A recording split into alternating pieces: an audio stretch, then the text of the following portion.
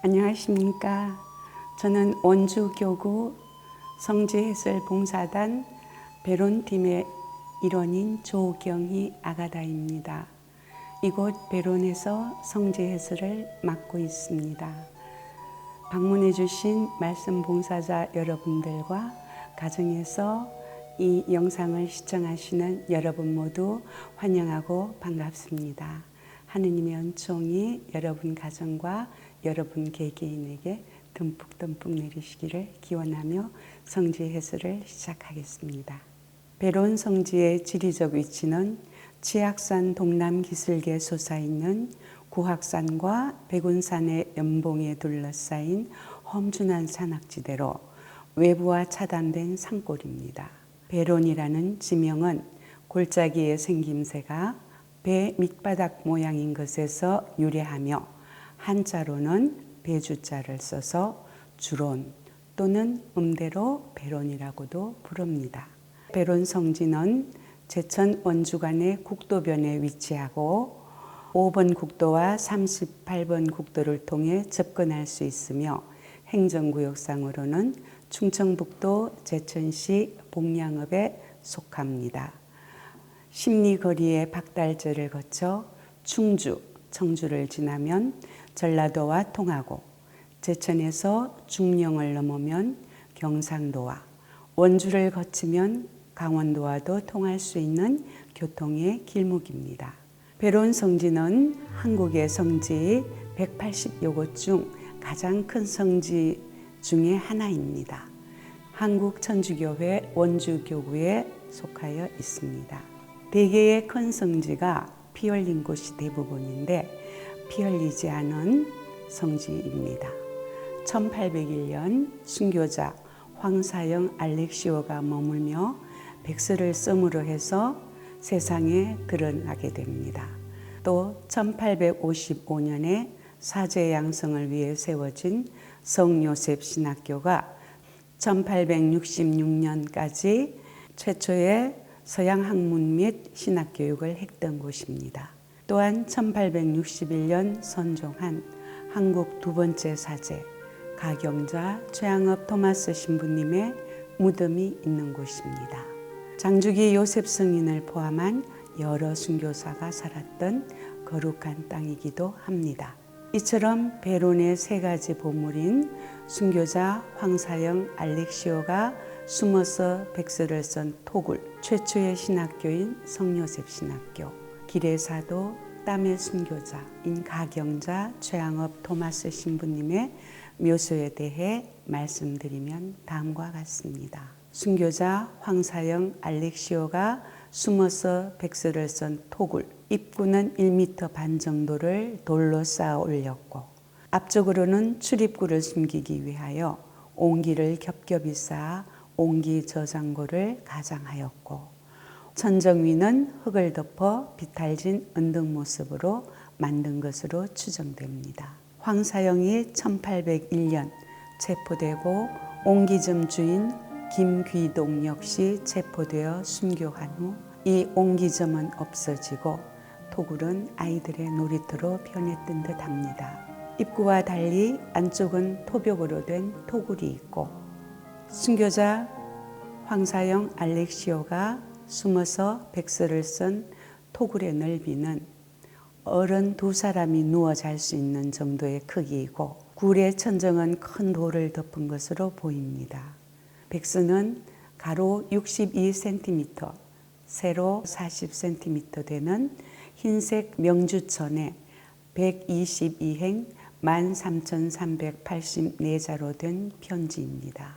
비단에 썼다 하여 힐백이 아니라 비단백자를 쓰는 백서라고 합니다.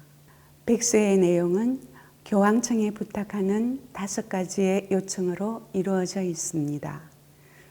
박해로 인해 피폐된 조선교회를 위한 재정적 도움 요청, 북경교회와 조선교회가 쉽게 연락할 수 있는 2가지 방안에 대한 시행 요청, 선교사 입국을 위한 교황청과 청나라의 도움 요청, 조선왕을 청나라의 부마로 만들어 이를 통한 박해 중지 요청, 서양의 무력으로 조선 국왕이 선교사의 입국을 허락하게 해달라는 요청이었습니다.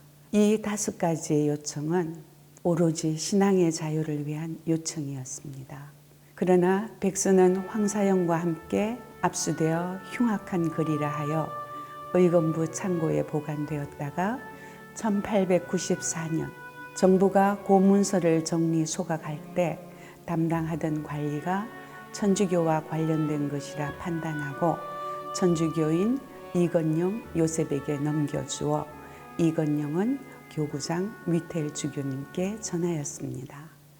이후 1925년 7월 5일 한국 순교자 79위 시복식에 임하여 교구장 위텔 주교는 교황청으로 보내기에 앞서 실물 크기의 동판 사본을 제작한 다음 이 백서를 교황 비오 11세께 봉정하였습니다.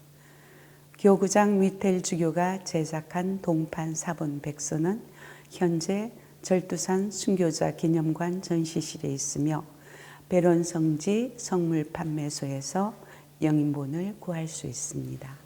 순교자 황사영 알렉시오는 우리 교회 내의 신자들 뿐만이 아니라 조선의 역사를 배우신 분들이라면 대개 이름을 많이 들어보셨을 거예요. 16세에 진사시에 장원급제하여 정조임금께서 이렇게 손을 덥석 잡아주셨답니다. 외모도 출중하였지만 그 지혜가 뛰어났기 때문에 내가 20살이 되면 내가 중히 쓸 것이니 꼭 찾아오너라 하고 얘기를 했답니다. 그렇게 앞날이 다 준비되어 있고 탄탄대로가 열려있는 그분께서 왜 배롱골에 숨어들어서 황사영 백서를 쓰고 잡혀가서 처참하게 농지처사를 당하셨는가? 그분은 진사시에 급제하고 나서도 계속해서 이제 학문을 닦기 위해서 마저에 있던 정시 가문에 문화생으로 들어가게 됩니다. 마저의 정시 가문하면 아마 잘 아실 거예요. 정약현, 정약전, 또 정약종, 정약용. 그 집안에 이제 문화생으로 들어가서 첫째 형인, 제일 맏형인 정약현의 딸 정명현과 혼례를 하게 됩니다. 그래서 이제 천주교를 거기서 접하게 되고 점점 이제 깊이 신앙을 궁구하게 되고 신유박해 때 조선 천주교회가 거의 그냥 말살되다시피 했을 때 뭐 당신도 잡혀가서 순교를 할 수도 있었겠지요. 그렇지만 그러면 이 천주교회 맥이 끊어질 것 같으니까 이 배롱골로 상주에 그 복색을 하고 숨어들어서 우리를 살려주세요. 우리를 구해주세요. 이렇게 정말 가엾게 잡혀가고 죽어가고 고문받는 우리가 신앙의 자유를 찾을 수 있도록 신앙의 자유를 얻을 수 있도록 구해달라고 쓴 게 백서입니다. 앞서서도 말씀드렸지만 그동안 우리는 황사영 알렉시오 순교사를 잊고 살았습니다. 그런데 이제 시복 청원을 하기 위하여 준비 단계에 있다고 하니까 참으로 반가운 일입니다. 1855년 조선교구장 직무대행 메스트로 신부는 베론의 주보성인을 성요셉으로 하는 신학교를 설립하였습니다. 1861년 10월 교구장 베론의 주교는 신학교를 성요셉 신학교라 명명하였으며 베론 성요셉 신학교는 1855년부터 1866년 병인 박해로 인해 폐교될 때까지 10년 넘게 유지되었던 우리나라 최초의 신학교입니다. 또 한 사람, 베론 성요셉 신학교를 설립하고 유지하는데 빼놓을 수 없는 분이 있습니다. 그는 바로 박해를 피해 1843년 충청도 제천에 있는 베론에 정착하여 12년을 산 성장주기 요셉입니다. 1839년에 기해박해로 순교한 모방 신부는 성장주기 요셉의 헌신과 충실함을 인정하여 그를 교리교사 회장직에 임명하였고, 이후 성장주기 요셉은 죽을 때까지 회장직을 충실히 수행하였습니다. 또한 자기 집을 신학교로 제공하고 프루티의 신부가 부임하기 전까지 신학생들에게 한문을 가르쳤으며, 신학교가 폐교될 때까지 학교 살림을 맡아 집주인의 역할을 수행하였습니다. 그는 교회를 위해 열심히 일했지만 아무런 보상도 받지 않았습니다. 1866년 3월 30일 64세의 충북 보령 갈매못에서 참수당했습니다. 지금 우리가 볼 수 있는 성요셉 신학교 건물은 2003년 복원되어 현재에 이르고 있으며 충북 지방문화재 제118호로 지정되어 있습니다. 가경자 최양업 토마스 신부님의 묘소에 대한 설명입니다. 길의 사도 땀의 순교자 가경자 최양업 토마스 신부는 두 번째 한국인 사제입니다. 세례명은 토마스이며 양업은 아명이고 관명은 정구입니다. 본관은 경주이며 충청도 다락골에서 1821년에 태어났습니다. 15살이던 1836년 신학생으로 선발되어 아버지 최경환 프란치스코와 어머니 이성례 마리아의 슬하를 떠나 중국 마카오 등 여러 곳을 떠다니며 신학 공부를 하는 틈틈이 조선으로의 귀국을 시도하는 등 갓난 신고 끝에 1849년 사제품을 받았습니다. 사제품을 받은 그해 12월 말 13년 만에 귀국한 후 이후 12년 동안 밤낮으로 교우촌을 찾아다니며 사목에 전념하다가 1861년 6월 15일 과로와 장티푸스로 선종하셨습니다. 신부님의 나이 만 40살로 1849년 말 부푼 희망을 안고 조선에 발을 내디딘 지 꼭 11년 6개월 만이었습니다. 유해는 선종지에 감회장되었다가 선종 후 5개월이 지난 다음 베로네 주교의 주례로 성대하게 장례가 치러졌습니다. 그 시신은 베론 성요셉 신학교 뒷산에 안장되어 오늘에 이르고 있습니다.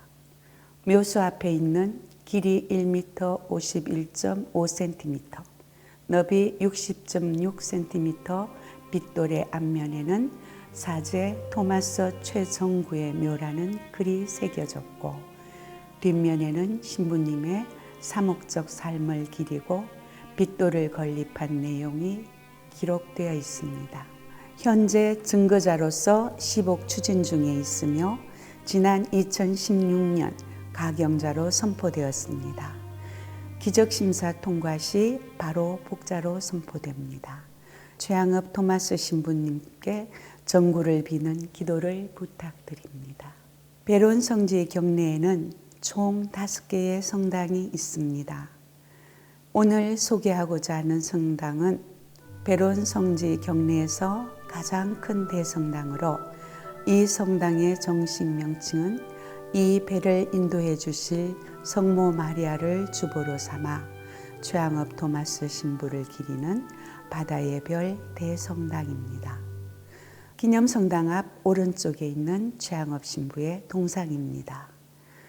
괴나리 보찜을 등에 지고 오른손에는 묵주를, 왼손에는 지팡이를 짚고 부지런히 걸음을 옮기며 오늘도 깊은 산골짜기 교우촌을 찾아 걷고 또 걷는 길 위의 신부님을 표현한 듯합니다.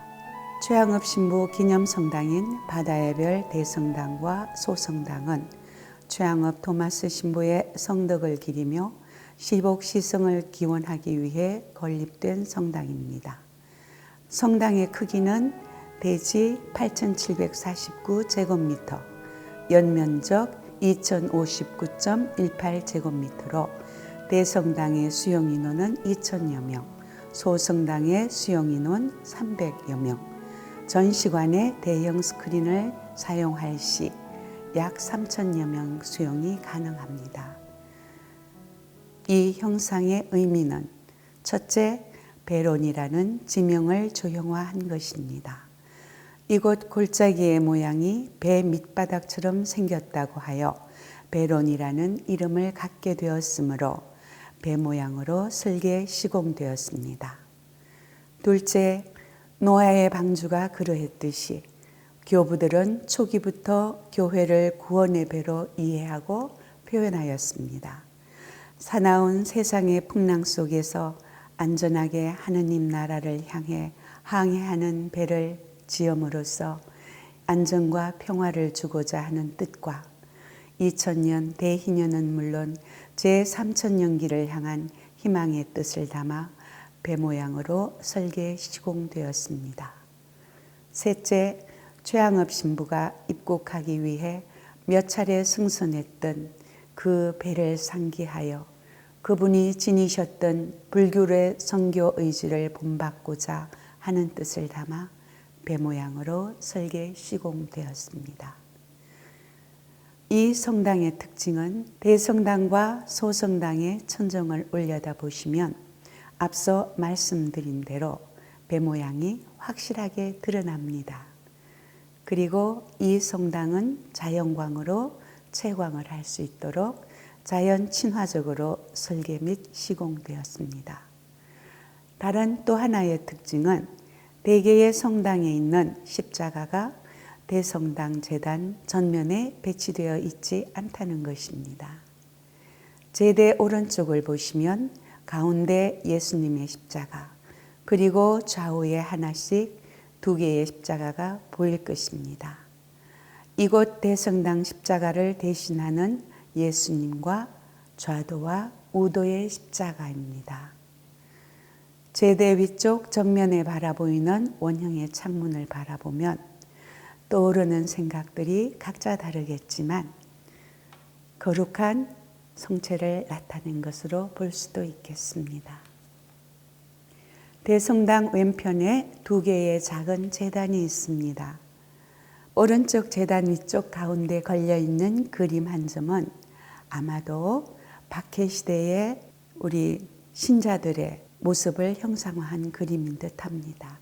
시간이 허락되신다면 이 그림의 부분들을 자세히 살펴보며 그림 앞에 조용히 앉아 신앙 선조들이 걸어가신 길과 자신의 신앙생활에 대한 조금은 긴 묵상 시간을 가져도 좋겠습니다. 이 그림 아래 좌우에 있는 성인화는 왼쪽이 김대근 안드레아 신부님, 오른쪽이 성 남종삼 요한의 성인화입니다. 그리고 가운데 있는 제단 아래쪽에 모셔져 있는 유해는 성 김대근 신부님 유해와 성 남종삼 요한의 유해입니다.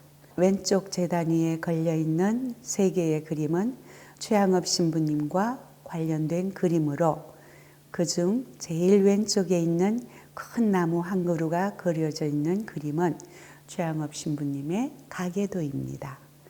그리고 가운데 그림은 최양업 신부님이 신학 공부를 위하여 떠난 노정과 조선 땅으로 돌아오기 위하여 오갔던 험난한 과정을 보여주는 그림입니다. 제일 오른쪽의 그림은 신부님이 사목하셨던 범위 및 신자 사목을 위하여 교천을 찾아 이 땅을 밟고 다녔던 흔적을 보여주는 그림입니다. 그 아래 성화 중 왼쪽 것은 최양업 신부님 초상화이고 오른쪽은 아버지 성 최경환 프란치스코의 성인화입니다.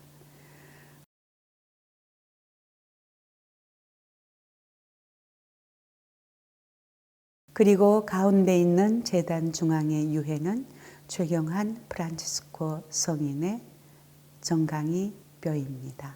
또한 소성당 중앙에 있는 제대 가운데에는 성 장주기 요셉의 유해가 모셔져 있습니다. 제2차 바티칸 공의회는 전례헌장 111항에서 성인들의 유해를 공경하는 것은 그 유해에 대한 의미보다는 그 성인의 인격과 신앙을 존경하는 것이라고 우리들에게 가르치고 있습니다.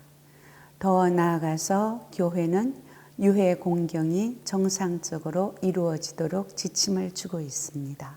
더불어 교회가 교회 법전에도 유해 공경에 관한 규정을 넣은 것은 그릇된 신심행위를 방지하여 성인들의 신앙이 정통교회와 일치하는 가운데 발전하기를 원하기 때문입니다.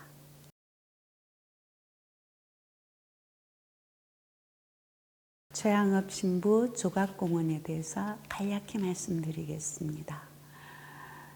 최양업 신부 조각공원은 공원이라고 이름 지어져 있지만 사실은 봉안당입니다. 타키성 화백의 그림인 최양업 신부님 일대기가 그림에 알맞은 설명을 곁들여서 제작해 두었습니다. 조각공원을 거닐면서 우리보다 먼저 세상을 떠나신 분들을 위해서 기도도 해드리고 또 최양업 신부님의 일생에 대하여 다시 한번 되새겨보는 시간을 가지시면 좋을 듯합니다.